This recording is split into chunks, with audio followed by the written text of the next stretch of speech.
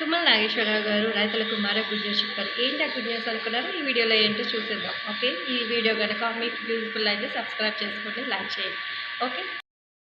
తెలంగాణలో పానుడు బగబగ మండిపోతున్నాడు. రికార్డు స్థాయిలో ఉష్ణోగ్రతలతో జనం తీవ్ర ఇబ్బందులు పడుతున్న సంగతి తెలిసిందే. ఒక్కసారిగా వరుణుడు ఎంట్రీ ఇచ్చి కుండపోత వర్షాలు కుమ్మరించాడు. దీంతో ఎండలతో బాధపడిన జనాలు కొంత ఉపశమనం పొందారు. కానీ కళ్ళల్లో పోసిన ధాన్యం తడిసిపోవడంతో రైతులు తీవ్ర ఆవేదన వ్యక్తం చేస్తున్నారు. కాగా దిగాలు చెందుతున్న రైతులకు ఊతం ఇచ్చేలా వ్యవసాయ శాఖ మంత్రి తుమ్మల నాగేశ్వరరావు కీలక ప్రకటన చేశారు. తెలంగాణలో మాడు పగిలేలా తీవ్రమైన ఎండలు కొడుతున్నాయని జనాలు బెంబెలెత్తిపోతున్న సమయంలో ఒక్కసారిగా వాతావరణం మారిపోయి రాకాసి గాలులతో కుండపోతగా అకాల వర్షాలు కురిశాయి. ఈ అకాల వర్షాల వల్ల అన్ని వర్గాల ప్రజల పరిస్థితి ఎలా ఉన్నా రైతులకు ఆందోళన మిగిల్చాయి. ఇప్పటికే కోతలు పూర్తయి ధాన్యాన్ని కళ్ళల్లో పోసుకుని ఎప్పుడెప్పుడు కొంటారా అని రైతులు ఎదురు చూస్తున్న సమయంలో ఇలా అకాల వర్షాలు కురియడంతో చాలా వరకు ధాన్యం తడిసిపోయింది. ఒక్కసారిగా వర్షం కురియడం వల్ల ధాన్యం తడవకుండా ఉండేందుకు అన్నదాతలు జాగ్రత్తలు తీసుకోలేకపోయారు.